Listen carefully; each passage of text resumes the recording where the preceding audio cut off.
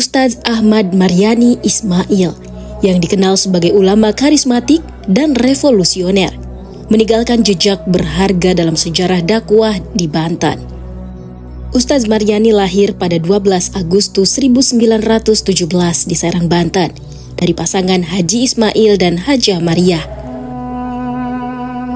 Sejak muda, ia menunjukkan ketertarikan dalam ilmu agama dan menjadi ulama pejuang yang revolusioner. Menikah dengan Nyai Salhah, putra ulama terpandang Haji Usman, mereka memiliki 7 orang anak. Ustadz Maryani tidak hanya menjadi pendakwah yang karismatik, tetapi juga pejuang yang gigih menentang kolonialisme dan komunisme.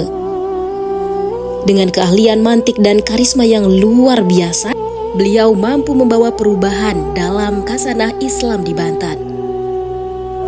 Setelah menikah, Ustadz Maryani pindah ke Cimuncang, Serang atas permintaan mertuanya Haji Usman. Di sana, ia diminta membantu berdakwah dan membangun Masjid Usman. Dengan gigihnya, ia membentuk masyarakat yang mengamalkan Al-Quran dan As-Sunnah. Dan kampung tersebut kemudian dikenal sebagai Kampung Persis. Berkat kegigihan dakwahnya, Ustadz Maryani meninggalkan warisan berupa kampung yang masih eksis hingga kini. Masyarakat Kampung Persis tetap menjaga tradisi mengamalkan Al-Quran dan As-Sunnah tanpa merayakan tradisi tertentu.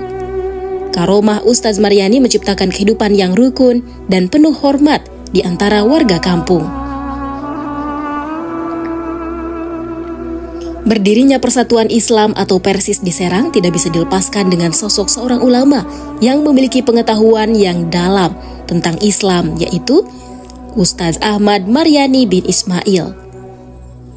Dengan pengetahuannya yang dimilikinya, tidaklah mengherankan jika beberapa ulama seperti Kiai Haji Syafi'i, Ketua MUI Kota Serang, mengagumi sosok ulama yang cerdas ini. Semasa kecil, ia dikenal sebagai anak yang cerdas. Pelajaran membaca Al-Quran ia dapatkan dari ibunya yang merupakan kakak kandung salah seorang ulama terkemuka, Kiai Haji Sis. Karena semangat belajarnya yang tinggi, Ahmad Maryani Buddha berguru kepada beberapa orang kiai yang sudah dikenal masyarakat Serang ketika itu. Salah seorang gurunya adalah Kiai Haji Jamhari Kaloran yang menguasai ilmu tauhid dan fikih. Sementara, untuk memperdalam qiraah dan tilawah Al-Quran, ia belajar dari Kiai Haji Soleh Makmun Lontar yang mengatakan bahwa Ahmad Maryani merupakan santri yang cemerlang otaknya dan bagus akhlaknya. Selain belajar dari kedua kiai tersebut, Ahmad Maryani juga belajar dari kiai-kiai lainnya seperti Kiai Haji Halimi Kasunyatan dan Kiai Haji Syamsuddin Ciwedus. Setelah dianggap menguasai ilmu-ilmu dasar agama dengan sangat baik, Kiai Haji Halimi Kasunyatan merekomendasikan Ahmad Maryani Muda untuk mempelajari ilmu falak dan ilmu mantik di daerah Cianjur, Sukabumi, sehingga ia juga menguasai ilmu itu. Selain itu, menurut penuturan Kiai Haji Syafi'i, Ustadz Maryani juga menguasai ilmu filsafat dan ilmu falak. Yang menarik dari sejarah kehidupan Ahmad Maryani adalah pergulatan pemikirannya dalam kaitannya dengan perdebatan panjang antara faham keagamaan kaum tradisionalis dengan faham keagamaan kaum modernis dan puritan yang tak kunjung usai di Indonesia. Ustadz Ahmad Maryani sebenarnya memiliki latar belakang tradisi keagamaan tradisionalis yang sangat menjunjung tinggi kebiasaan leluhur dan menghormati kearifan dan kebudayaan lokal. Ia misalnya selalu melakukan zikir dengan keras setelah sholat 5 waktu, melaksanakan tahlil dan haul serta ibadah-ibadah yang biasa dilakukan oleh kaum tradisionalis lainnya. Jalan hidupnya berubah setelah pertemuannya dengan Kiai Haji Sulaiman dari Cantilan, Kelapa II, Serang, yang ketika itu dianggap mengajarkan paham baru dalam beragama di kalangan umat muslim di Serang. Ketika itulah Ustadz Ahmad Maryani kemudian mendatangi Kiai Haji Sulaiman untuk berdebat tentang faham yang diajarkan oleh Kiai Haji Sulaiman yang berpedoman pada kitab-kitab karangan ulama kenamaan seperti Al-Syaukani dan Ibnu Taimiyah. Dalam perdebatan itu, Ustadz Ahmad Maryani menganggap dirinya menang karena memang ia ketika berdebat lebih menggunakan emosi.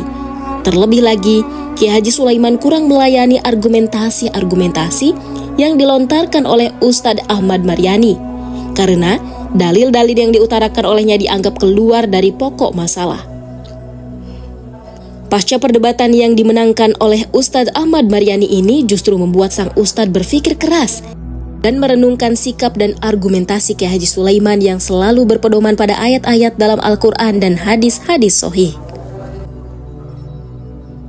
Pada tahun 1952, ia mulai membuka pengajian dengan materi-materi pelajaran berdasarkan Al-Quran dan As-Sunnah di sebuah masjid yang terletak di Kampung Kebaharan. Masjid ini kemudian pada tahun 1967 oleh Ketua Dewan Dakwah Islamiyah Indonesia atau DDII Wilayah Jawa Barat, Kiai Haji Rusyad Nurdin, dinamakan Masjid Al-Manar karena dianggap sebagai masjid pertama yang menyuarakan tuntunan Al-Quran dan hadis sahih di Serang. Sejak dimulainya pengajian persis pada tahun 1952 di Masjid Al-Manar, Kampung Kebaharan menjadi semakin ramai. Apalagi, pengasuh pengajian itu tidak hanya Ustadz Ahmad Maryani sendiri, namun juga melibatkan beberapa tokoh yang sama-sama memiliki pemahaman yang sama dengan beliau. Tokoh-tokoh tersebut diantaranya adalah Kiai Haji Sis, alumnus pendidikan agama di Mekah yang juga merupakan paman Ustadz Ahmad Maryani. Lalu Abdul Aziz Bashir, Ustadz Waseh Kaganteran, dan Kiai Haji Abdul Wahab. Beberapa peristiwa dalam mengarungi dunia dakwah, baik suka dan duka turut dialami oleh Ustadz Maryani dan jamaahnya.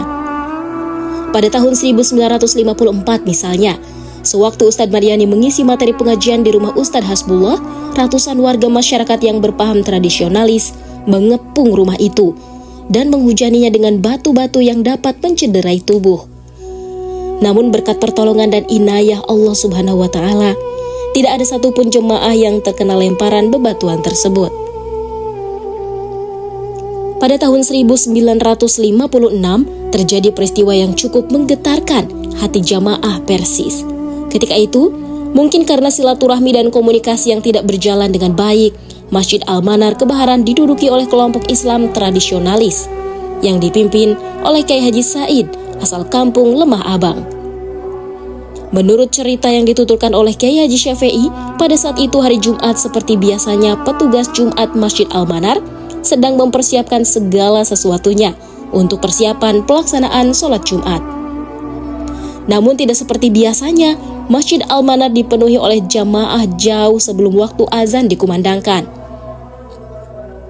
Ternyata, jamaah yang menyesaki masjid bukanlah jamaah yang biasa sholat atau mengikuti pengajian yang biasa dilaksanakan di masjid itu, melainkan jamaah Islam tradisionalis yang sengaja hendak sholat Jumat tidak hanya sebatas menjadi makmum, namun juga khotib. Hujan batu kembali dialami oleh jamaah pengajian Persis. Kali ini, insiden tersebut terjadi ketika pengajian digelar dalam rangka persepsi pernikahan putra Bapak Umar Sari di Kampung Unyur. Namun peristiwa-peristiwa tersebut tidak membuat Ustadz Ahmad Maryani dan kawan-kawannya jera dalam mendakwahkan ajaran Islam melalui wadah yang bernama Persis. Berkat kerja keras Ustadz Ahmad Maryani dan kawan-kawannya, dakwah Persis dapat diterima di beberapa tempat, seperti di Gunung Buntung pada Rincang, Rangkas Bitung, Pasir Manggu Cikesal, Pandeglang, dan Cilegon.